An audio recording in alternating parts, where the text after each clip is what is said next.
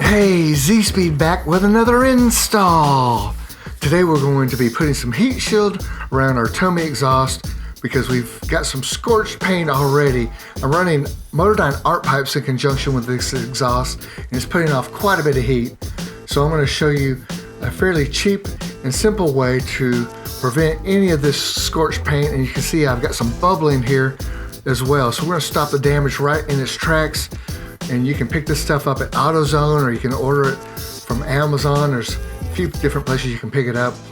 And this is a great way to shield your bumper area from any damage from any type of aftermarket exhaust.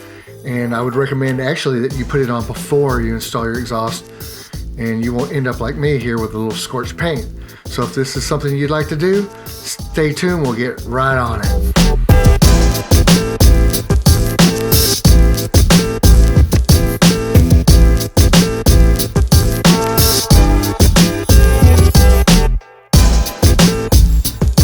Okay, to start, it'll be a lot easier if we remove the canister end first and get that out of the way. It'll just give us a little more clearance to get in there. And we only have two clamps. We have this nut and bolt right here that is basically the hanger for the canister. And then on the other side, we have these two titanium springs, one above and one below, and this little C clamp up here. And that's all we really have to remove to get the canister off. So I'm going to go ahead and start with the hanger first, and once we get that removed, we can release the two springs.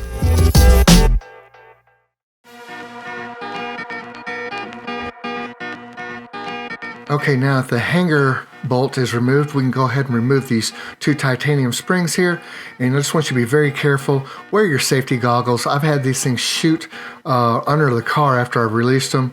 They got away from me, and if it hits you in the eye, it could really cause some damage. So be careful when removing these. I've already got the one lower one removed. And now all we have to do is remove this clamp right here. Quite easy. And then you are ready to slide the canister out of your way.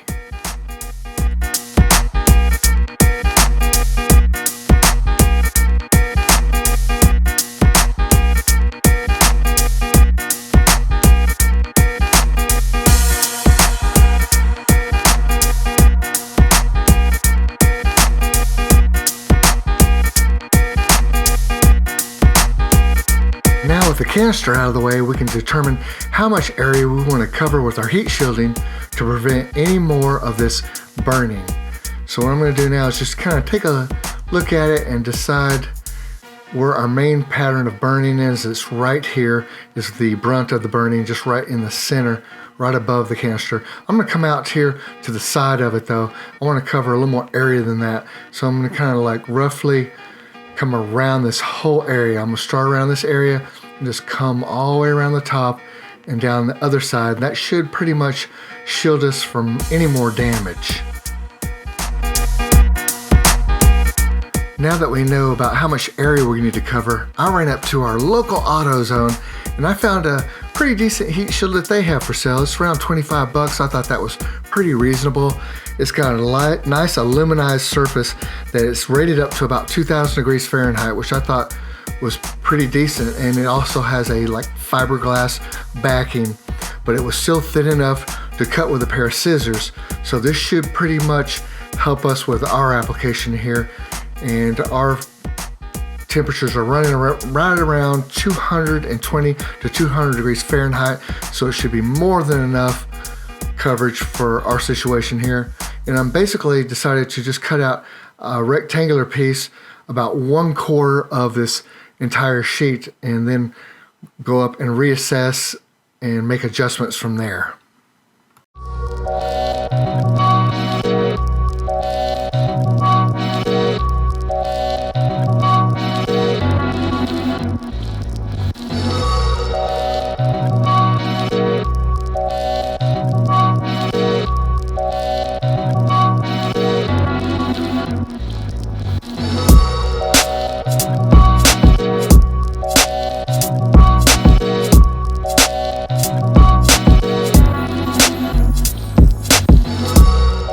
final little tip I want to give you about cutting this out is make sure that your scissors are very sharp, because it is pretty thick here, as you can see, and this fiberglass tends to fray if your scissors aren't very sharp.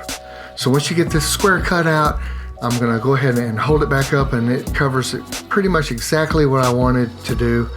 And I'm pretty happy with the size of this sheet. So only thing I want to do now is modify the upper edge. I just want to round it off here. And so basically what I did was just measured about 2 inches from the edge here, put a dot, and then 2 inches on the other side, and just connected the dots there, and I just kind of eyeballed that. It came out pretty good. So all I have to do now is cut those 2 edges off, and we're ready to prep the bumper. And we want to get basically any soot, debris, dust, and we want to get this surface extremely clean, and I'm going to use 91% rubbing alcohol to accomplish this.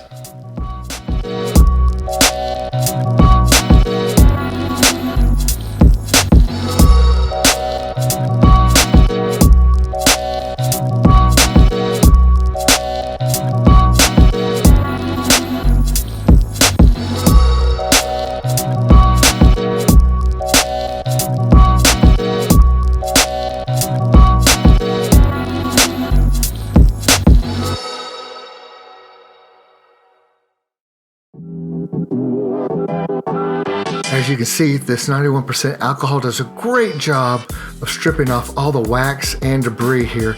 So now I've got it all cleaned off. I'm going to polish it up, make sure it's nice and dry so our adhesive backing will stick really well. So just make sure you get everything dried up once you've got it all stripped down to just the bare paint. Now that I've got it stripped down, I've talked about trimming these edges off. I'm going to go ahead and trim these off real quick, and we're going to test fit it again.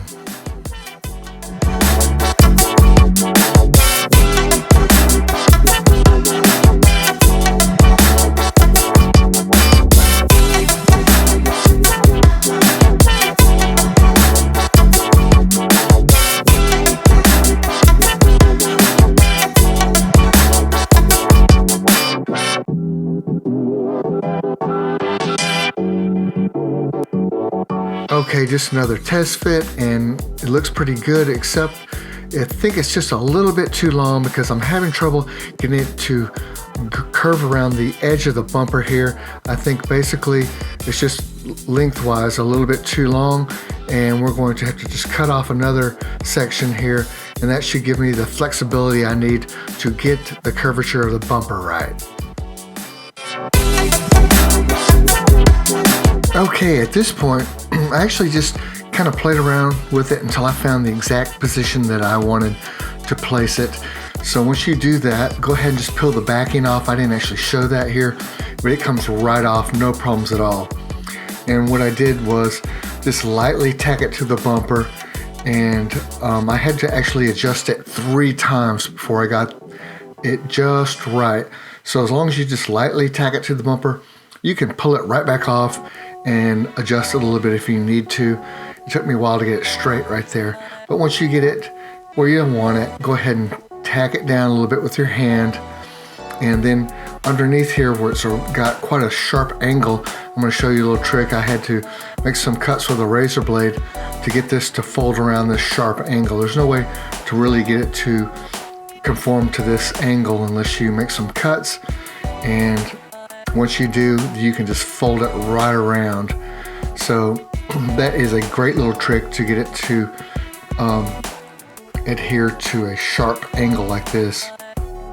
And so once you get that folded around there, you want to go ahead now and spend a lot of time tacking down this entire heat shield. And you need to go around all the way around with your fingers, all the way around the edges, and look for any air bubbles, and make sure you press pretty much every square inch so it adheres really well. And if you have one of those little rollers that people use to attach sound deadening material, that would be great to use here. I don't really have one. I'll try to link one below. But just spend your time if you don't have one like I did, and just mat it down really, really well. And once you're convinced that you've got all the air bubbles out and everything's tacked down as well as can be. We are ready now to reassemble your exhaust.